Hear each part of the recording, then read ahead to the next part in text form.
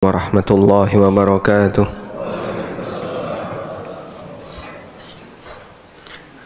Alhamdulillahi rabbil alamin.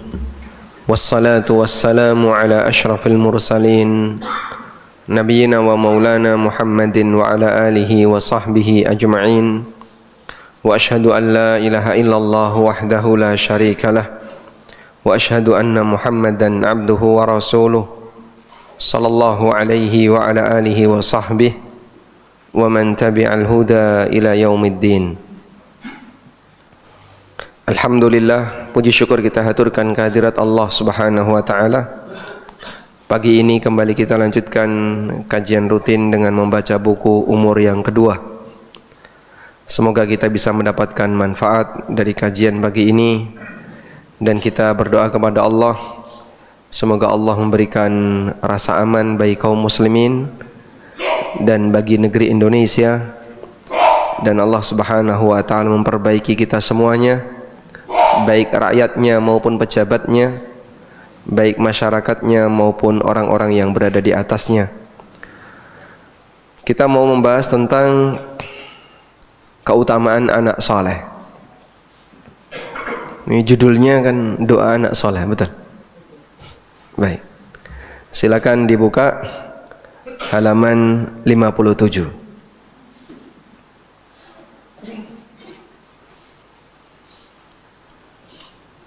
Baik, anak soleh, harta yang sangat bernilai. Siapapun akan merasa bangga ketika memiliki anak soleh. Walaupun terkadang ada sebagian orang tua yang dia nggak bisa akur dengan anaknya gara-gara berseberangan dalam masalah akidah atau dalam masalah keyakinan. Jadi definisi anak soleh,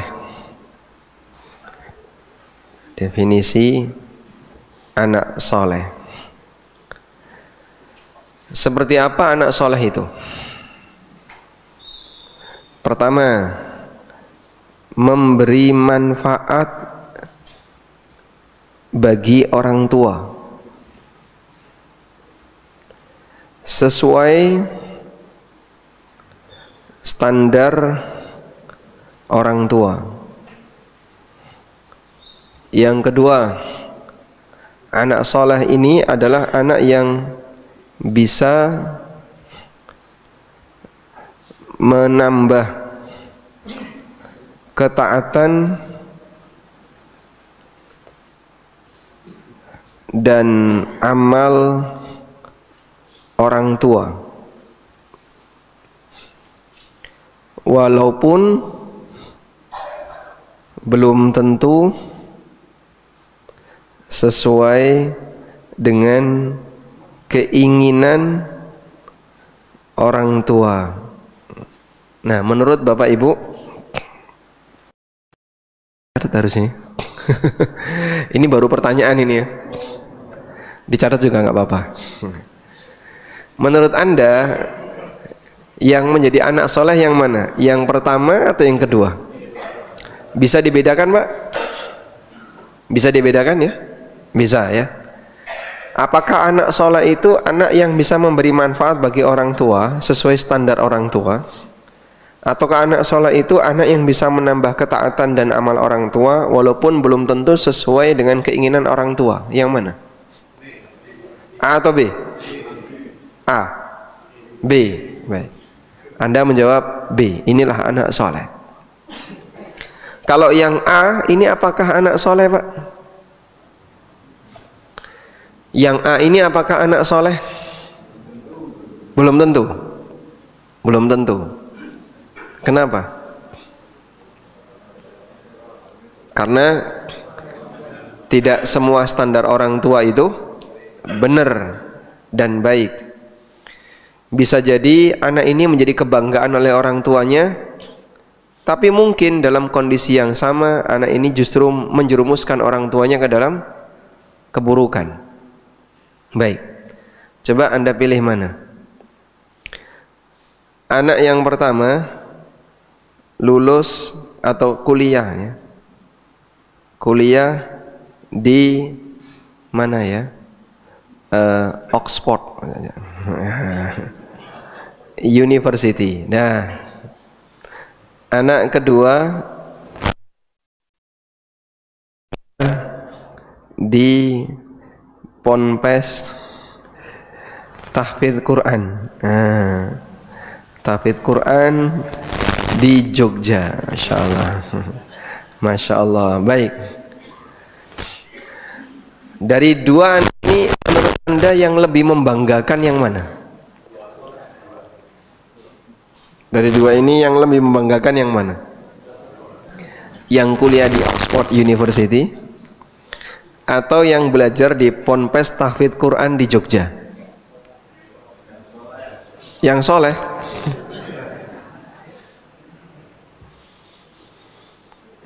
Yang soleh atau yang standar solehnya yang mana, Pak? Yang pertama atau yang kedua? Yang serius jawabnya, satu atau dua? Ini beasiswa loh, Pak.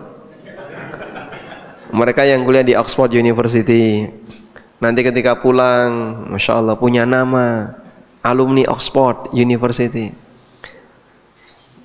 Yang satunya pondoknya nyelempit di pelosok, bayar, ngapain? Ngafalin Quran. Kira-kira yang lebih membanggakan yang mana? Ya? Menurut Anda yang lebih membanggakan yang mana? Saya nggak yakin dengan jawaban itu.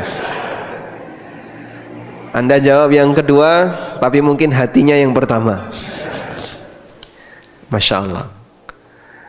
Mungkin masyarakat kita secara umum mereka akan lebih membanggakan yang pertama. Anak saya kuliah di Jepang, anak saya kuliah di Singapura, kuliah di Korea, kuliah di Eropa, Amerika, dan seterusnya.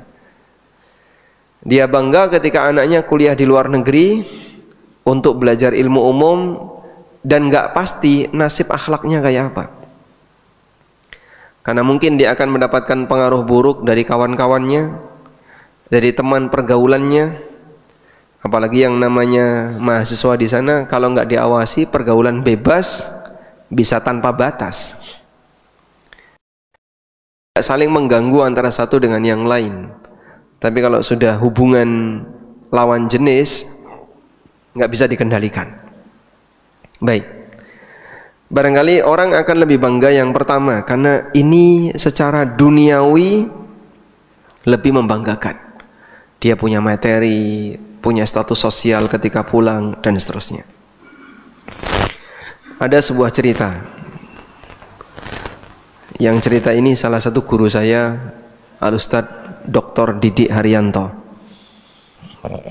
Beliau bercerita tentang anak yang alumni Eropa, doktor, lalu ketika pulang ngadain syukuran.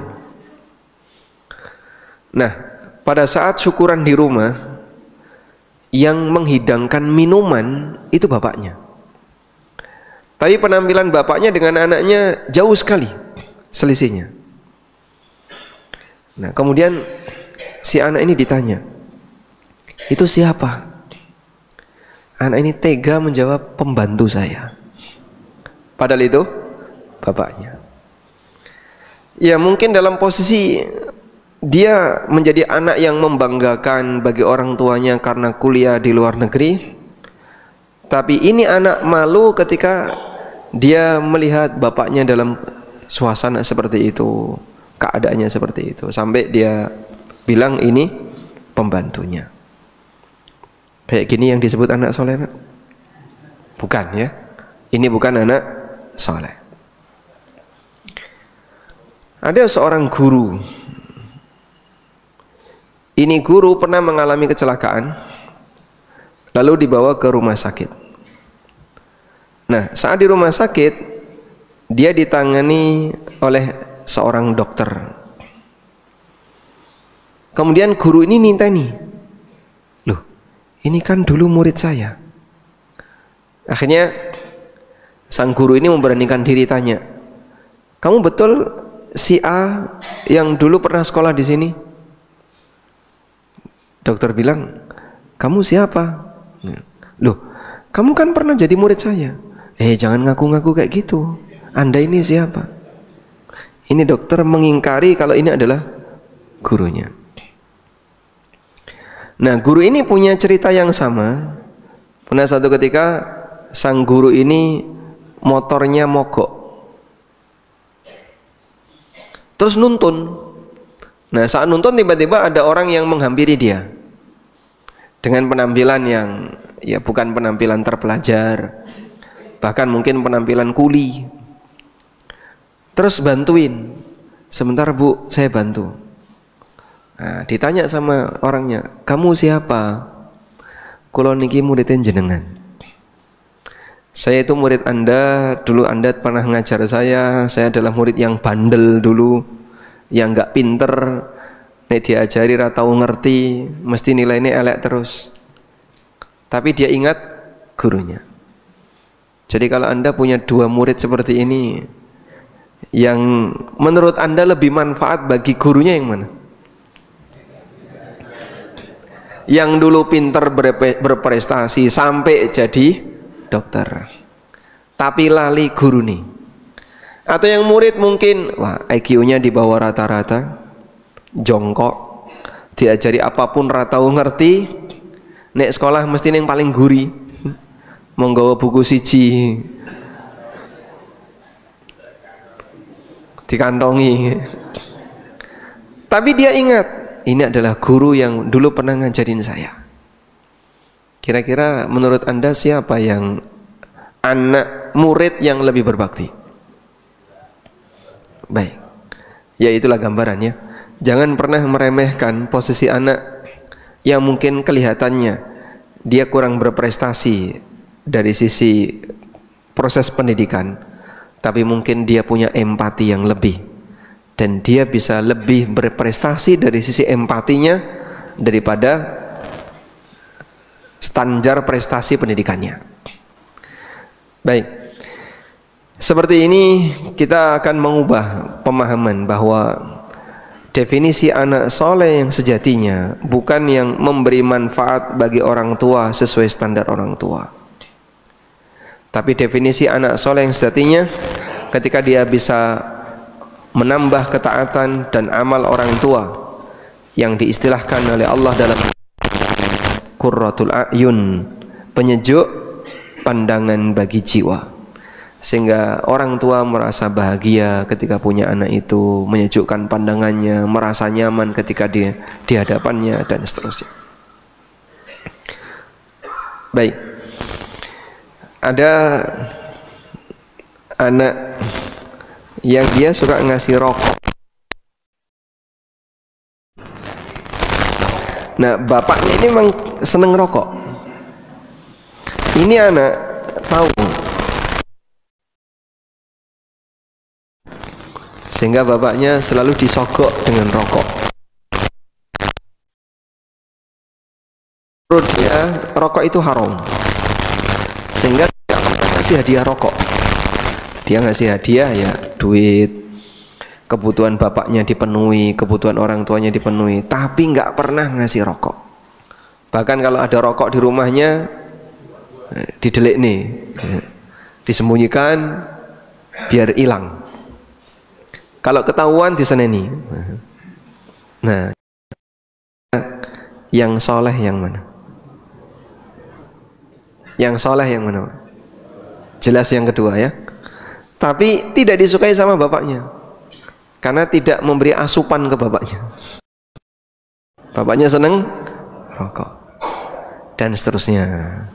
Makanya penjelasan tentang anak soleh bukanlah anak yang memberi manfaat bagi orang tua sesuai standar bagi orang tuanya, tapi anak soleh adalah anak yang bisa menambah ketaatan dan amal orang tua walaupun belum tentu sesuai dengan keinginan orang tua.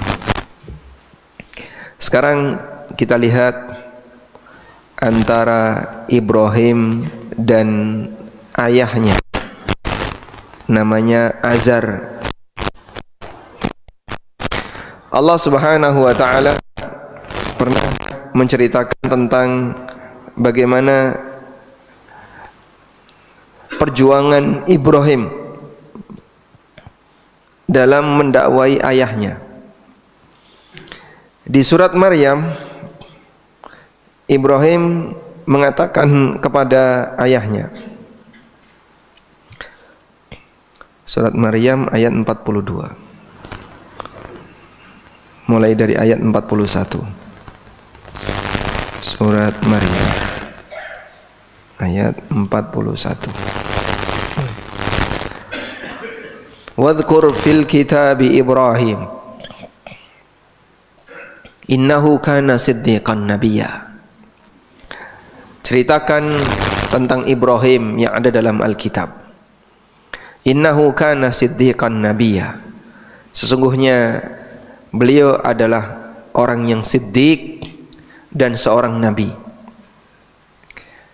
Karena semua ucapan yang benar, ketika ngomong itu benar terus, maka orang itu akan jadi siddiq. Dan dzikir itu benar. Sehingga kita mengucapkan subhanallah, kalimat subhanallah itu benar. Kita membaca la ilaha illallah, ya memang tidak ada Tuhan yang berhak disembah kecuali Allah. Kita membaca alhamdulillah, memang segala puji itu milik Allah. Maka orang yang dzikir itu dibenarkan oleh Allah. Sehingga ketika orang membaca la ilaha illallah, maka Allah berfirman, sadaqa abdi la ilaha illa ana. Hambaku benar, tidak ada Tuhan yang berhak disembah kecuali aku. Alhamdulillah. Ketika seorang hamba membaca alhamdulillah, maka Allah menjawab, sadaqa abdi innal hamdalini. Hambaku benar, segala puji itu bagiku, dan seterusnya. Makanya orang yang rajin berzikir, ucapannya benar. Sehingga hamba yang ucapannya benar, maka dia akan menjadi siddiq.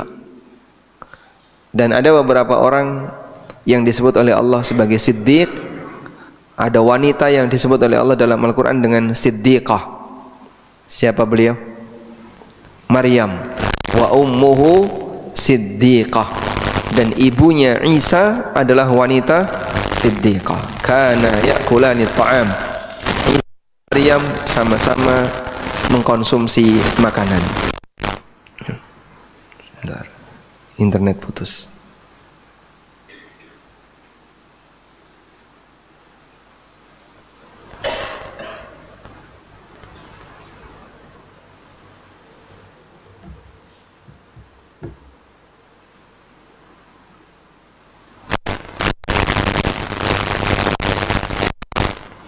Sebentar, Pak.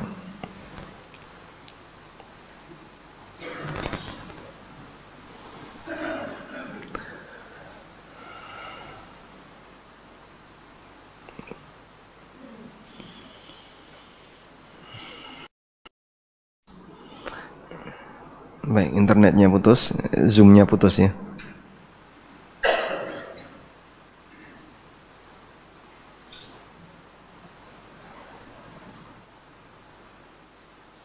Baik, belum bisa?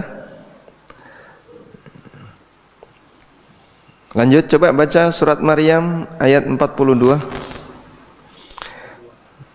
Idh qala li abihi. Ingatlah ketika Ibrahim berkata kepada ayahnya, ya abati lima ta'budu ma la yasma'u wa la yubsiru wa la yughni 'anka syai'a. Wahai ayahku, kenapa engkau menyembah makhluk yang dia tidak bisa mendengar, tidak bisa melihat, dan enggak bisa nambah rizki sepeser pun bagimu? Ya abati inni qad ja'ani minal ilm. Wahai ayahku, aku punya ilmu. Malam ya'tika, yang ilmu itu tidak kau miliki. Fattabi'ni, maka ikutilah aku.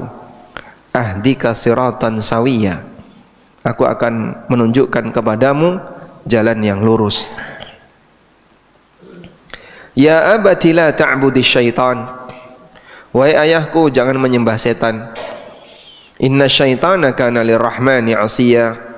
Sesungguhnya setan itu durhaka kepada Ar-Rahman.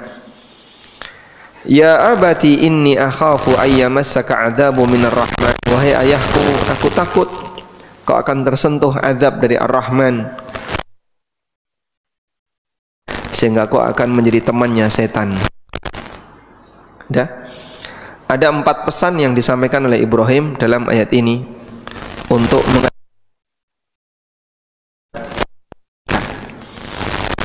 mulai dari memberitahu, wahai ayah, ngapain ini disembah? Dia nggak bisa ngapain. Pakai pendekatan apa itu? Ayah menyembah berhala itu tujuannya apa? Dia nggak bisa ngapa-ngapain. Pakai pendekatan logika. Kemudian yang kedua, Ibrahim menyebutkan bahwa Ibrahim punya wahyu.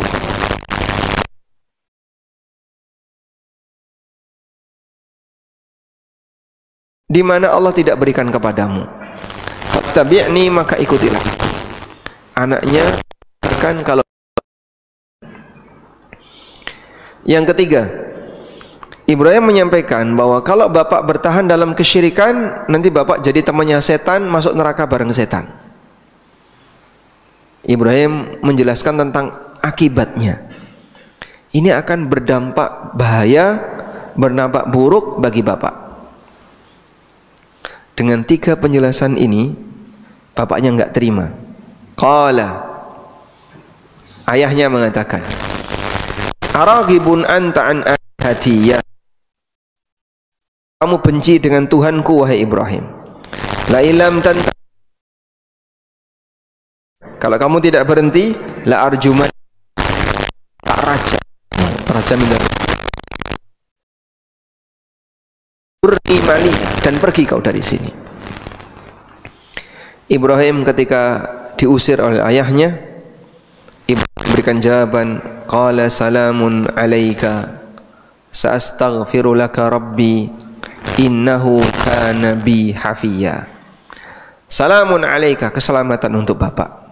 Jadi walaupun bapaknya itu menghina Ibrahim, melecehkan Ibrahim, bahkan ngusir Ibrahim, tapi Ibrahim tetap sabar. Salamun alaika, semoga bapak selamat. Sa'astaghfiru laka rabbi, aku akan mohonkan ampun untuk bapak di hadapan Rabbku. Ini bukti cintanya Ibrahim kepada bapaknya. Baik, apa yang terjadi? Di yaumil qiyamah, Nabi SAW menceritakan, yalqa Ibrahimu abahu. Ibrahim akan ketemu bapaknya, yaitu Azar.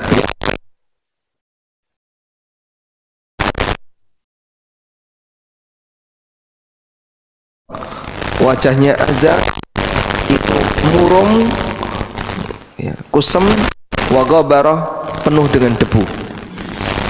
Fayaqulu Ibrahim, alam aqul laka la ta'sini, bukankah aku sudah katakan kepada bapak jangan bapak durhaka kepadaku. Nah, itu tepatnya di ayat yang tadi kita baca.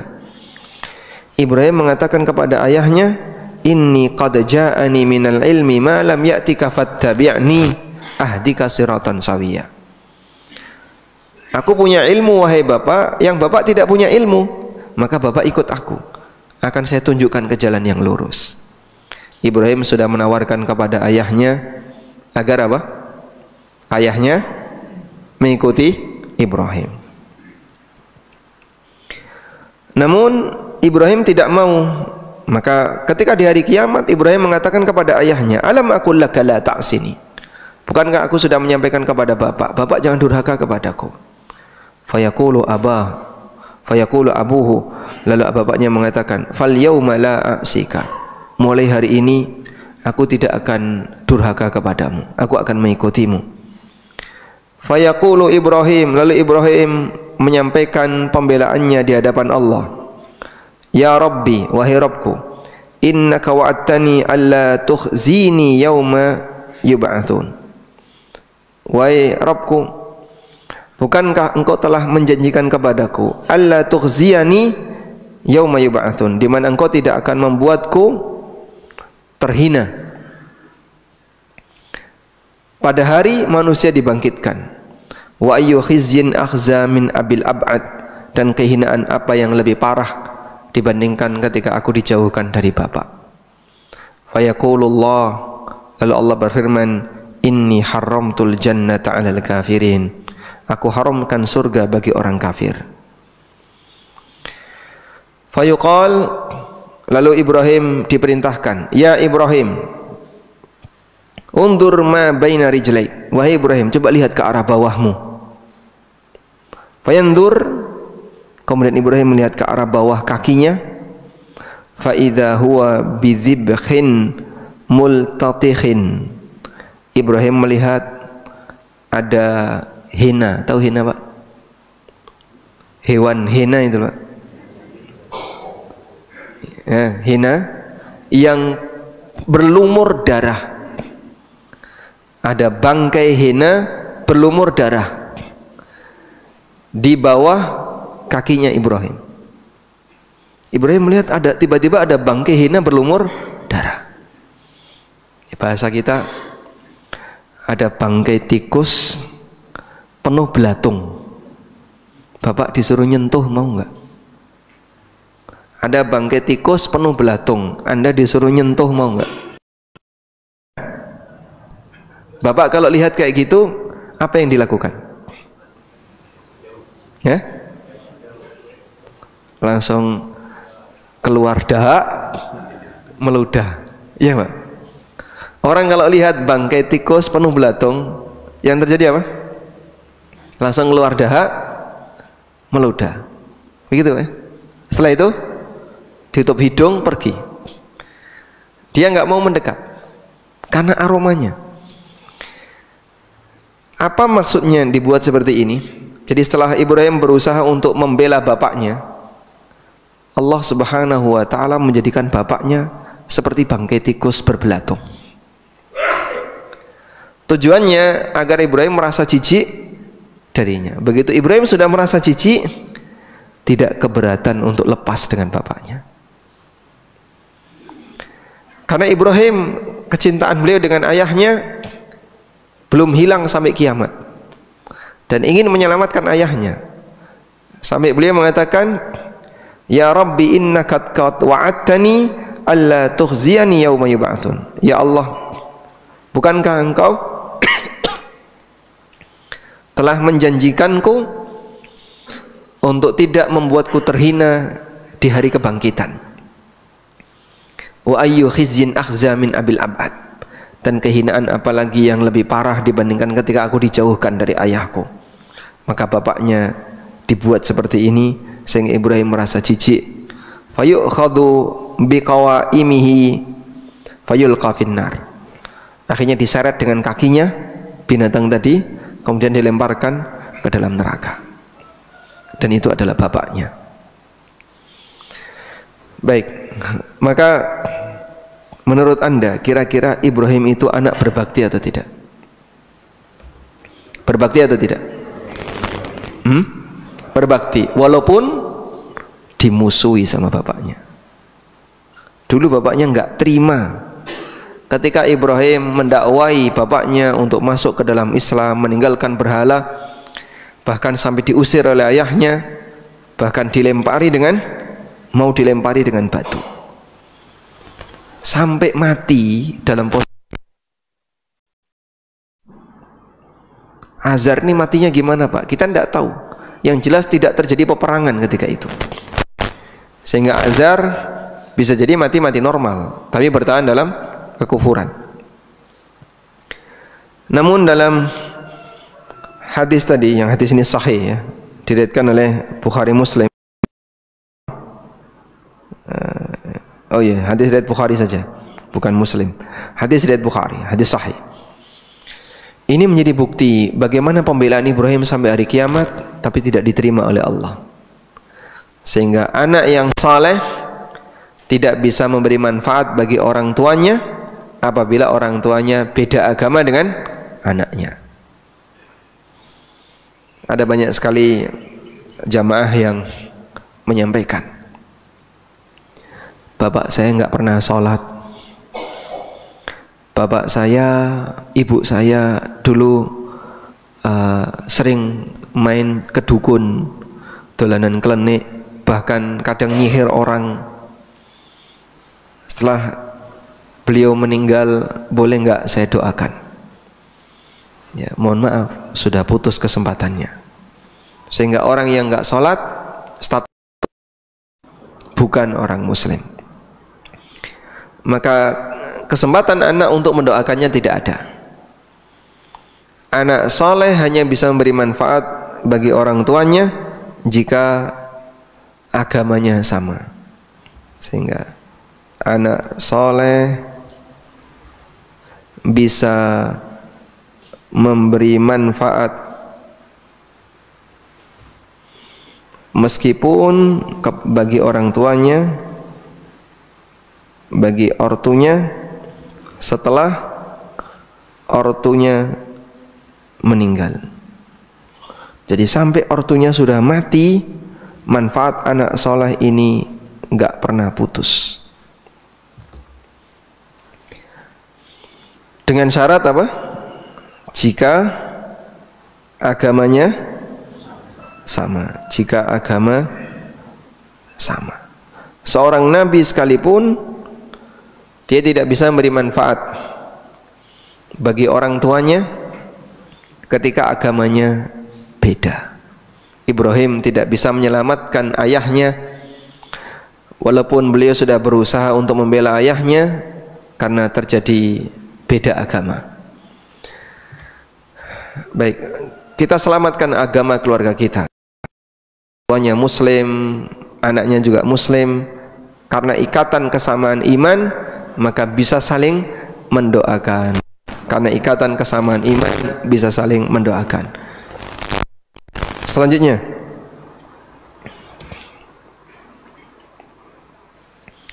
ketika orang tua mendidik anaknya, maka dia akan mendapatkan pahala amal soleh yang dilakukan oleh anak.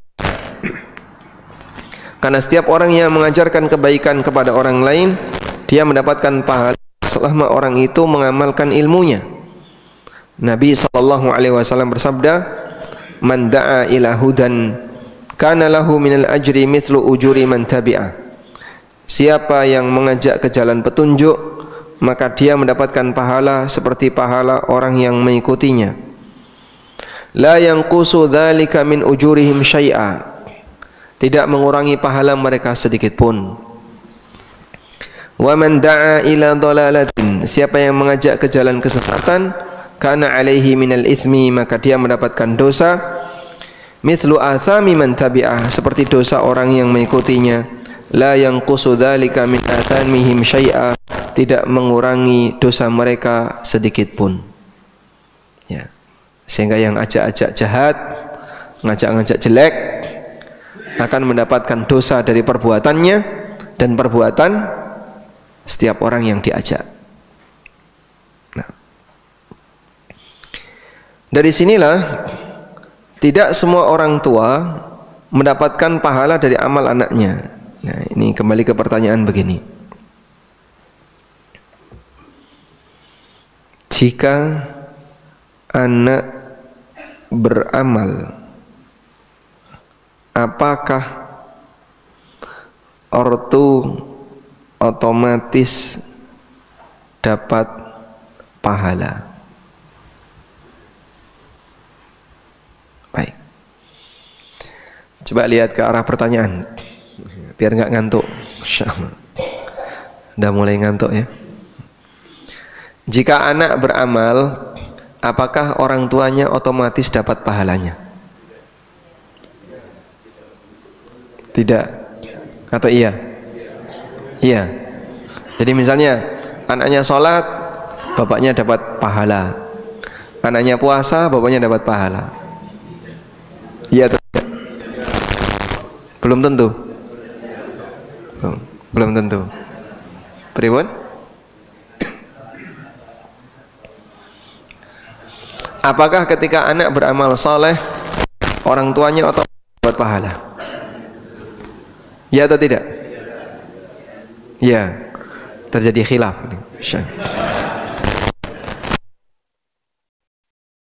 Ada yang mengatakan otomatis anak ketika orang tua dapat pahala, terlepas dari dia punya peran pendidikan atau tidak.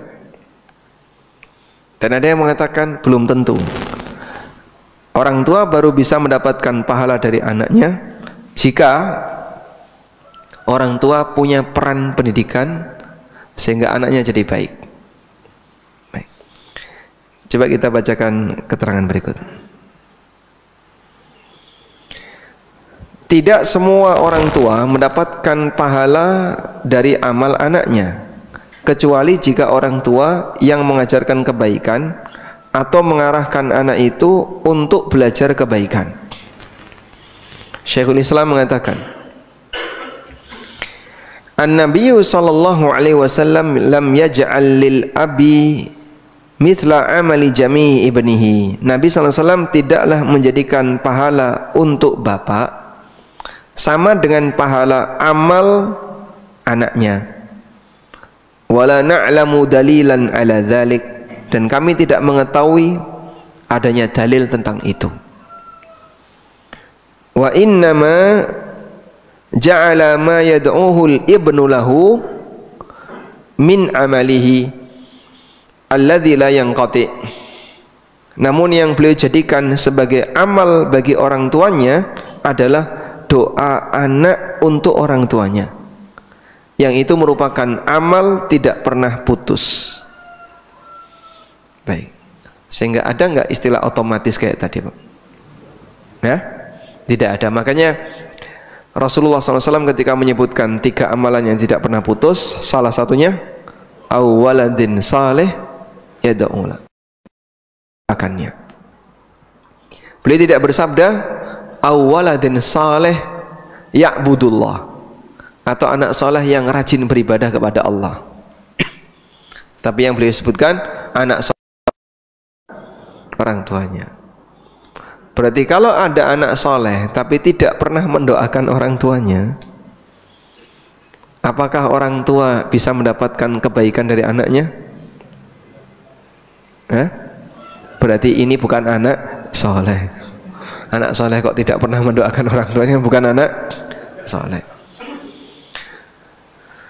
Kecuali kalau beda agama tadi, maka sang anak tidak boleh mendoakan orang tuanya yang mati dalam keadaan non muslim. Baik. Oleh karena itu Bapak Ibu yang dimuliakan Allah, miliki peran pendidikan anak ya.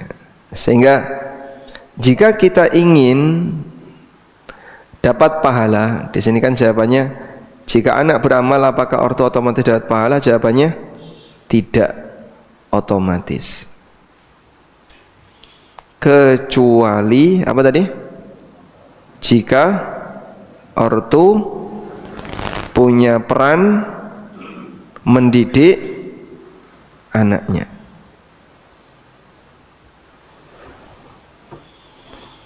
Ada TKW ke Malaysia, terus nikah, punya anak, pulang, nggak balik, sudah. Begitu punya anak, anaknya masih bayi umur setahun, dia pulang, nggak balik lagi ke Malaysia. Bapaknya entah nggak tahu di mana, tiba-tiba cerai gitu aja. Selama bertahun-tahun nggak pernah ketemu sampai semuanya mati. Apakah bapak ini punya pahala dari amal soleh anaknya tadi? Yang anaknya ini ketika besar ternyata dia jadi ahli ibadah, Ustadz Kibar misalnya. Apakah bapaknya punya pahala? Tidak. Kenapa? Tidak punya peran sama sekali. Tidak pernah mendidik, tidak pernah ngasih biaya pendidikan dan seterusnya. Nah, makanya pertanyaannya sekarang, jika ada anak, ya, bapak punya anak ya, pendidikan anak ini, pertanyaannya, diserahkan ke orang lain, atau pilihan yang kedua adalah dikerjakan sendiri. Itu kan sama seperti bapak dikasih sebuah pekerjaan. Ini anak adalah pekerjaan bagimu. Kalau nanti kau berhasil, amal anak ini jadi milikmu semuanya.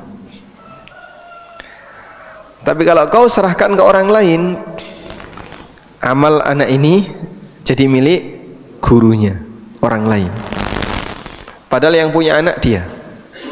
Nah, jadi pilihannya diserahkan ke orang lain atau dikerjakan sendiri.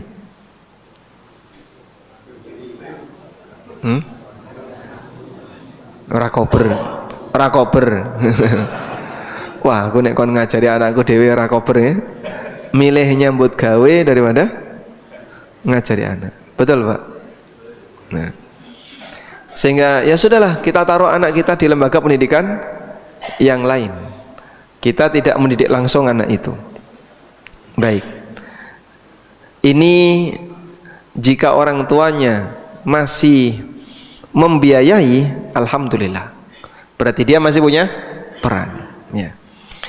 Nah, yang aneh begini, ortu menyerahkan ini anak ke orang lain dalam kondisi yang sama, tidak mau membiayai.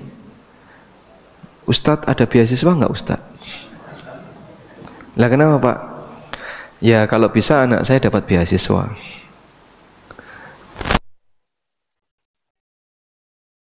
Anaknya atau anaknya dibiayai oleh orang lain.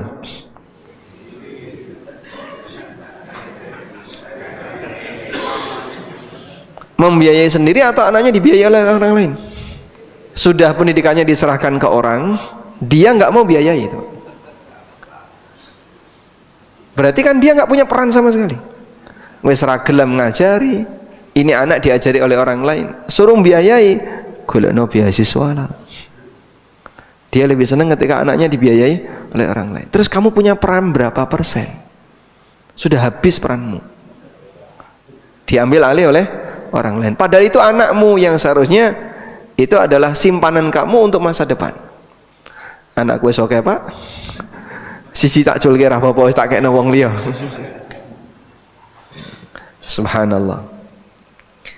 Nah, kesadaran seperti ini masih rendah di hadapan para wali santri, sehingga banyak pondok pesantren piutangnya nunggak ratusan juta.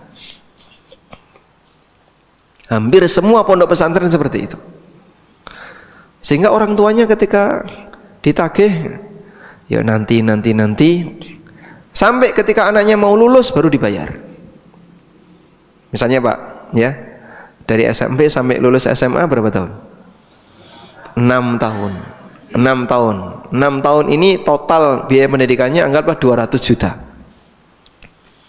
Hidup di pondok selama 6 tahun 200 juta. Sama orang tuanya, nanti dulu 200 juta baru diputar sama bapak, dipakai bisnis selama 6 tahun menghasilkan keuntungan. Baru ketika anaknya lulus dibayar langsung cash 200 juta. Udah lunas semuanya. Baik, berarti kan sebenarnya pondok itu punya saham di perusahaan dia, karena duit pondok dipakai oleh orang ini untuk usaha, tapi pondok nggak dikasih bagi hasil. Apa nggak dolim untuk orang tuanya? Dan banyak yang kayak gitu. Duitnya kemana? Katanya diputar dulu untuk usaha. Dan bahkan kadang dia terus terang, mohon izin ya Pak Ustadz, duitnya saya putar dulu untuk usaha. Nah, berarti anak bapak enaknya gimana kan ini? Diputar untuk usaha dulu. Kita pekerjakan dulu, kan? Nanti ketika menghasilkan dipakai untuk bayari SPP. Masya Allah. Inikah potret orang tua ya, yang ingin mendapatkan pahala dari anaknya. Maka terkadang sudah anaknya diserahkan ke orang lain, tidak mau membiayai orang tua. Ini fenomena lucu dalam urusan pendidikan anak.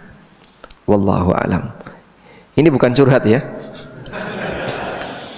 cuman realita di pondok kami ya, dan pondok-pondok yang lain. Hampir semua pesantren itu punya masalah piutang membengkak. Sampai ada salah satu pesantren yang gurunya itu mensomasi wali-wali santri bahwa kami tertunda gaji gara-gara SPP ditunda. Padahal ya nggak mahal-mahal banget dan itu normal. Gitu. Wallahu alam. Jangan jauh-jauh nanti tidak dikiranya curhat. Baik, mungkin itu yang bisa kami sampaikan. Semoga apa yang kita bahas ini bermanfaat. Wassallallahu ala nabiyyina Muhammadin wa ala alihi wa sahbihi wasallam.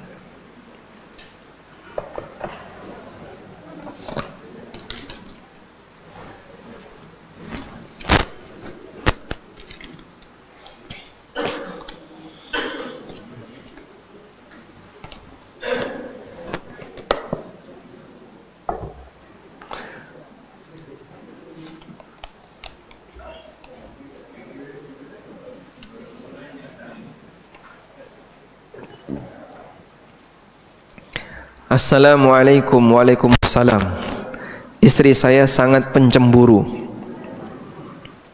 Dipondokkan saja ini, Pak. Sampai-sampai bidadari surga pun dicemburui. Minta nasihat, posisi istri di surga itu bagaimana? Mumpung istri saya ada di sini. Masya Allah. Masya Allah. Alhamdulillah. Ini memanfaatkan Ustadz, ya. Ada ibu-ibu yang berdoa kepada Allah, ya Allah, jika engkau masukkan aku ke dalam surga, jangan kau berikan kepada suamiku bidadari. Masya Allah.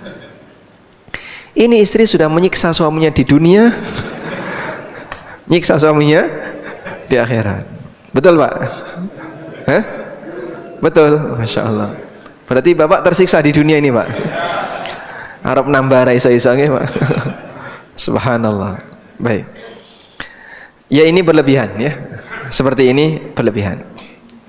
Dan di antara bentuk doa yang dilarang adalah doa yang melebihi batas, yang mustahil dikabulkan oleh Allah atau ketetapan Allah.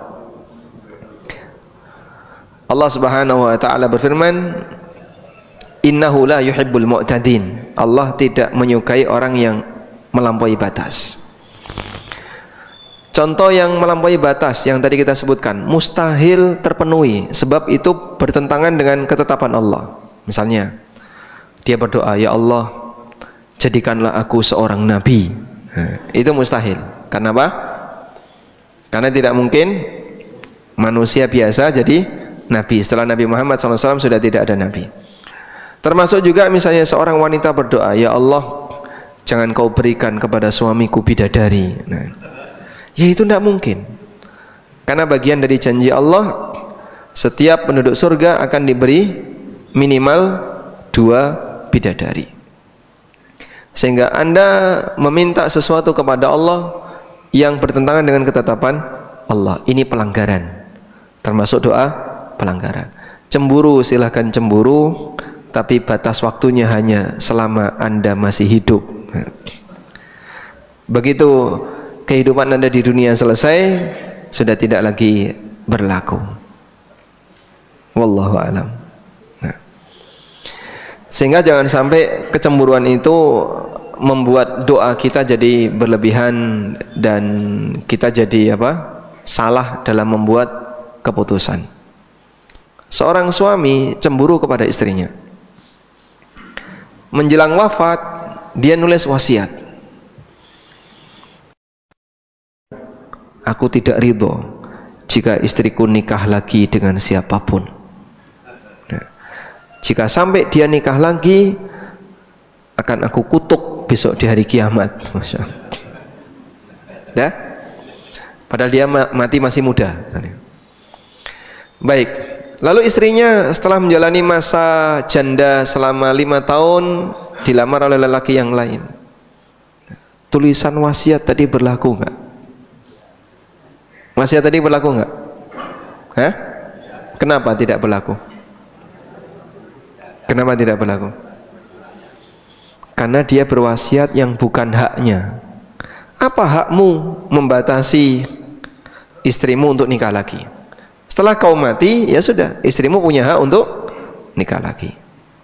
Walaupun kalau dibuat kesepakatan boleh. Kalau dibuat kesepakatan boleh. Jadi misalnya saat salah satu menjelang wafat atau ketika sama-sama masih sehat, engko nek aku mati kowe arep rabi meneh ora? Arep jawab, iya kok sawangane. Terus dia jawab, enggak, okay. Aku setia dengan kamu. Yang satunya juga sama, engko nek aku mati kowe mesti rabi meneh. Jawab, kamu sepakat ya, sepakat, deal, sepakat. Ya? Akhirnya salah satu meninggal lebih awal. Terus komitmen dengan kesepakatan ini boleh nggak Pak? Boleh. Abu Darda Abu Darda itu punya dua istri, yang satu sahabiat, yang satu tabi'in. Nah, saat Abu Darda itu menjelang wafat, istrinya yang lebih muda, kalau nanti aku mati, jika kamu pengen ketemu denganku besok di surga, kau jangan nikah lagi, karena wanita akan dikumpulkan bersama suaminya yang terakhir. Wanita akan dipertemukan dengan suaminya yang terakhir. Lalu setelah itu beliau meninggal. Istrinya tidak nikah lagi karena ingin ketemu di surga. Nah, itu contohnya. Kalau misalnya seorang wanita pengen seperti itu, silakan. Wallahu a'lam. Assalamualaikum. Waalaikumsalam. Apakah benar kalau di akhir salat di bacaan salam tidak ada jeda antara baca salam menoleh ke kanan dan ke kiri, tidak ada jeda di tengah? Apakah benar Assalamualaikum warahmatullah, Assalamualaikum warahmatullah, jadi tidak ada menghadap ke tengah? Wallahu alam. Kesimpulan yang saya dapatkan tidak ada dalil.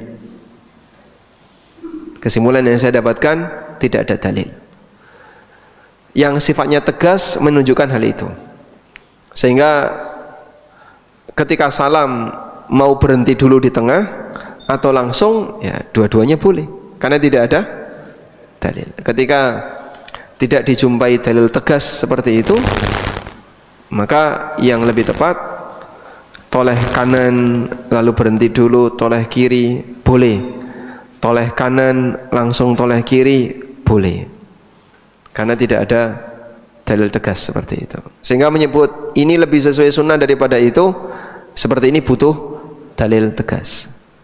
Wallahu a'lam. Apakah boleh mempelajari ilmu yang isinya mempelajari karakter seseorang melalui tulisan, tanda tangan, gaya rambut, posisi duduk, posisi tidur, dan seterusnya? Bedakan antara mempelajari karakter dengan mempelajari takdir. Ini dua hal yang berbeda, ya. Kalau Bapak lihat pola garis tangan, sik Mas, tak delok ya Mas. Wow, iki mesti, wow, kaya ngene Mas. Kudu diruwat iki Mas. Loh kenapa Pak? Oh, iki uripmu bahaya iki Mas, penuh dengan lika-liku, banyak tantangan hidup, awakmu kudu diruwat iki.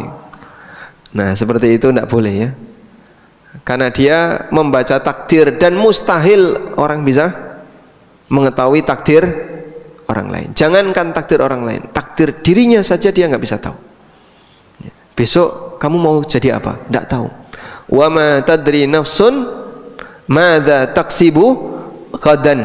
Tidak ada satupun jiwa yang tahu dia akan melakukan apa. Jika takdir tentang dirinya dia nggak tahu, apalagi orang lain. Yang kedua, mempelajari karakter. Mempelajari karakter. Karakter itu bisa misalnya hati, atau galak, atau apa lagi, suka menang sendiri, atau royal, dan seterusnya. Itu karakter, ya. Rajin, males, itu kan karakter. Sehingga kita lihat, wah, kayaknya dari penampilan orang ini dia orang rajin, dari penampilan orang ini dia pemalas. Bisa nggak dipelajari itu? Bisa. Nah, mempelajari karakter seperti ini boleh, namun hanya sebatas karakter, bukan takdir. Seperti mempelajari kemiripan. sebentar Pak, ini kayaknya mirip dengan itu. Wah, kamu pasti adiknya. Oh iya, saya adiknya. Nah, itu namanya ilmu qiyafah. Ada ilmu namanya ilmu qiyafah. Sebagian orang Arab ahli dalam masalah qiyafah. Zaid bin Thabit dengan Usamah itu pernah tidur bareng, jejer. Ya? Pakai selimut yang kelihatan cuman kakinya. Ahli qiyafah ini datang, lihat kakinya. Terus dia bilang, orang ini sama orang ini punya hubungan nasab. Cuman lihat kakinya. Itu contoh kemampuan ahli qiyafah, dan itu diakui oleh orang Arab. Sehingga kalau sekarang pakai tes DNA, kalau dulu pakai ahli qiyafah.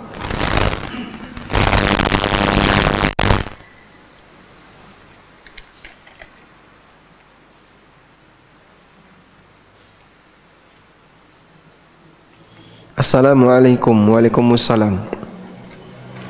Bagaimana caranya menasihati suami yang sudah tidak peduli dengan keluarga, tidak memberi nafkah, dengan alasan istri tidak membolehkan bekerja karena dengan pekerjaan itu suami jadi mudah maksiat? Nah, baik. Berdosa ketika ada seorang suami yang bekerja atau yang punya penghasilan tapi dia tidak memberikan nafkah bagi keluarganya. Allah Subhanahu wa taala mewajibkan bagi laki-laki untuk memberikan nafkah bagi istrinya. Ar-rijalu qawwamuna 'alan nisa bima faddalallahu ba'dahum 'ala ba'din wa bima anfaqu min amwalihim. Lelaki adalah pemimpin bagi wanita disebabkan kelebihan yang mereka miliki dan disebabkan harta yang mereka nafkahkan kepada istrinya. Nabi SAW bersabda, kafa bil mar'i itsman ayyudayya may yaqut. Cukuplah seseorang itu berdosa jika dia menyia-nyiakan orang yang wajib dia nafkahi. Maka seorang suami yang tidak menafkahi istrinya, dia berdosa. Nah, kemudian ketika dia tidak mau menafkahi istrinya karena alasan tadi, istri saya melarang saya kerja di sini. Akhirnya suaminya emosi. Ya sudah, kamu nggak saya nafkahi. Jika alasan larangan itu benar, maka yang salah suami. Kenapa dia emosi? Alasan dia benar. Misalnya, Bapak jangan kerja di tempat riba. Jangan kerja di tempat riba. Ini nggak boleh. Istri melarang suami kerja di tempat riba, salah atau benar? Benar. Tapi suaminya emosi. Nah, emang gue pikirin, saya akan tetap kerja di sini. Akhirnya dia nggak ngasih nafkah ke istrinya. Dia dosa 2 kali. Bertahan dalam maksiat dan tidak menunaikan kewajibannya. Tapi kalau alasan istrinya nggak benar, kamu jangan kerja di situ. Misalnya alasan nggak seneng ketika dia kerja di tempat keluarga pribadinya, atau nggak seneng ketika suami harus keluar rumah dan seterusnya. Nah, ini alasannya tidak benar. Suami punya hak untuk marah. Kenapa kamu melarang saya kerja di tempat seperti ini? Walakulin, intinya dalam hal ini, jika alasan istri melarang suami kerja di situ itu benar, seperti tadi ya, suami jadi mudah maksiat karena pergaulan teman-temannya orang-orang yang rusak misalnya, insya Allah alasan ini benar dan suami tidak berhak untuk marah. Wallahu a'lam. Baik, mungkin demikian yang bisa kita sampaikan. Semoga apa yang kita bahas ini bermanfaat. Wassallallahu ala nabiyyina Muhammadin wa ala alihi wa sahbihi wasallam. Wa akhiru da'wana anil hamdulillahi rabbil alamin. Wassalamualaikum warahmatullahi wabarakatuh.